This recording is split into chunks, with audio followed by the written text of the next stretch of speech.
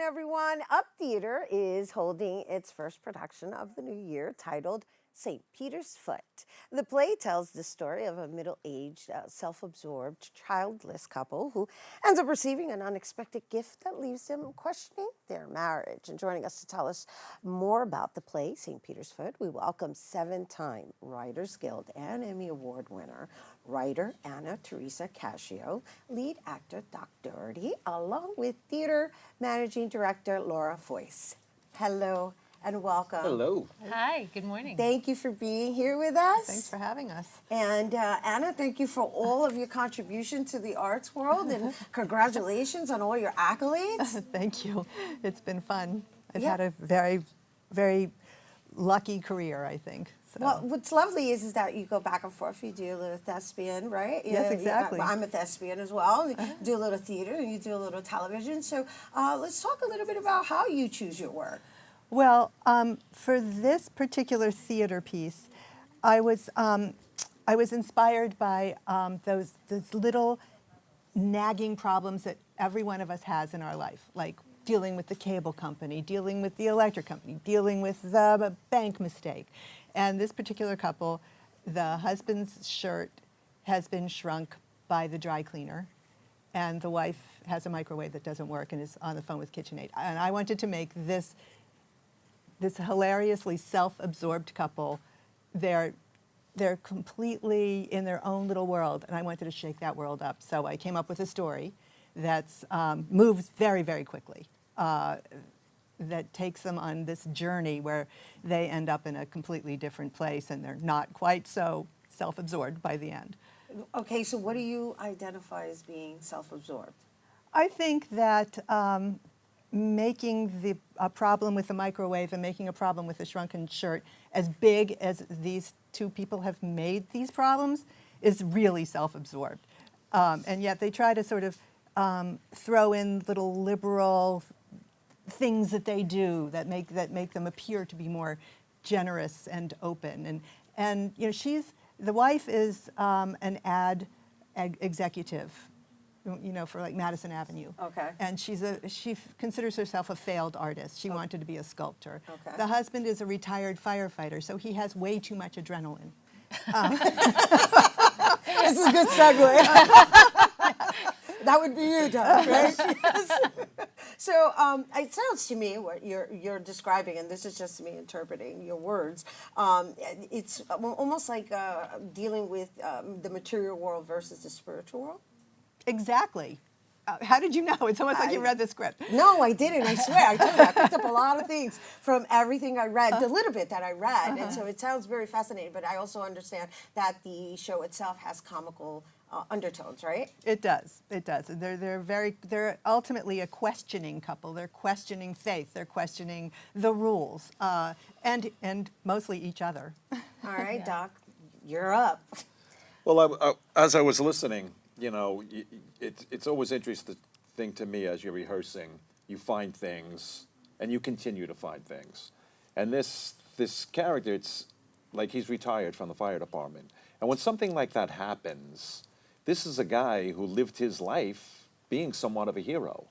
As you'll see in the play, he did some amazing things as a fireman. And now he retired way too young, and his concern becomes about this shirt.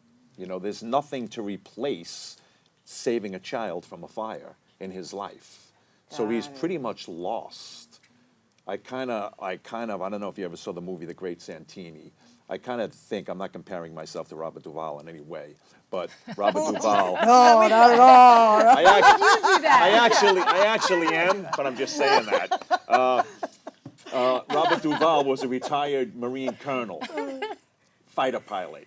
And when he retired, there's this scene where his son beat him in basketball.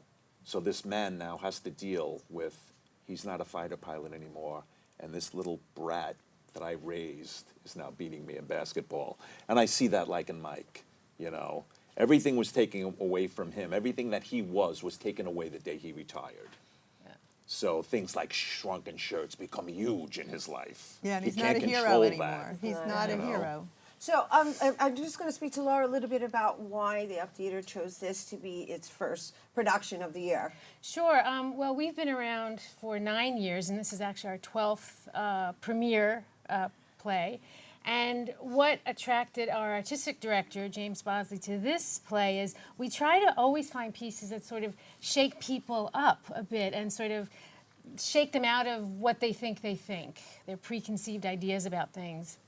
And this couple is sort of locked in this sort of stasis. They're kind of just, they've been together a long time, they have the routines, they have what they like, and then this circumstance arises that sort of throws everything out of whack.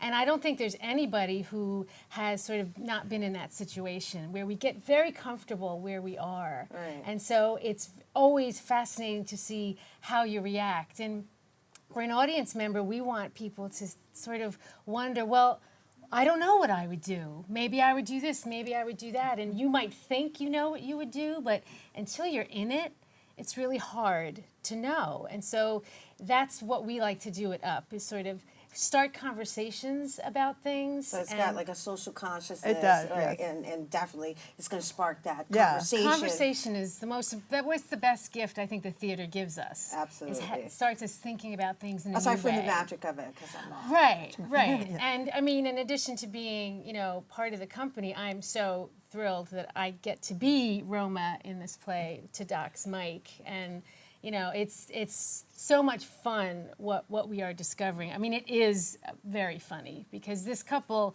they think they have it, like, down, and the way you see them sort of kind of falling apart a little and then building up again, and that's really fun to play.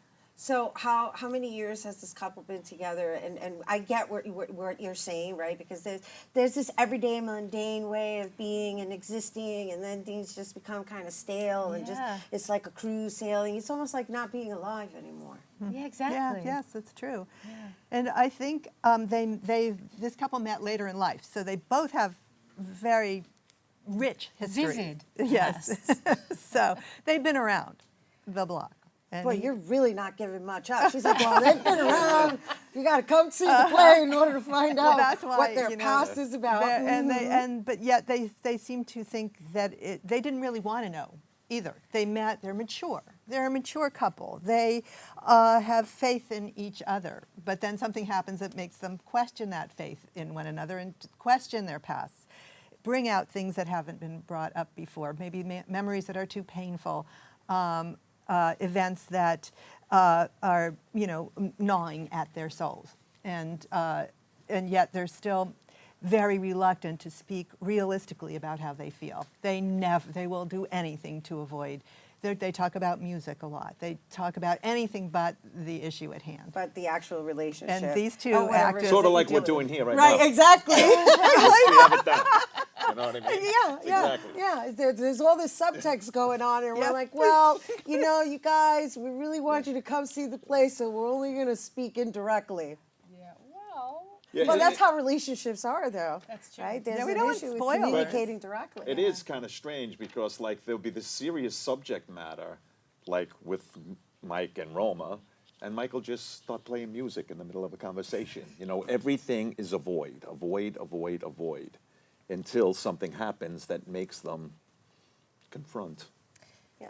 I haven't even seen it. I'm like, yeah, I like the concept of just bringing this consciousness into light, right? Because I feel that in our society is suffering from mental illness as the greatest disease. And that comes from just avoiding. yeah, yeah. Yeah. And not That's forgiving interesting. yourself. Right. Yeah. Forgive yourself first and foremost. Yeah. All right, right. you guys. Thank you so much Thank for being you. here with Thank us. and you. sharing Thank you. a Thank little you, bit Up of- Theater. Yes, of course. We're going to let everybody know to catch St. Peter's Foot. It opens on March 20th, and that's going to run through April 6th. And the performances are being held at the Fellowship Hall at Fort Washington Collegiate Church. That's located at 729 West 181st Street. And for tickets, you can go to stpetersfootup.bpt.me. All right, we have to take a quick break, but when we come back, we'll talk about the film Shedding Light on Sexual Abuse. Don't go anywhere.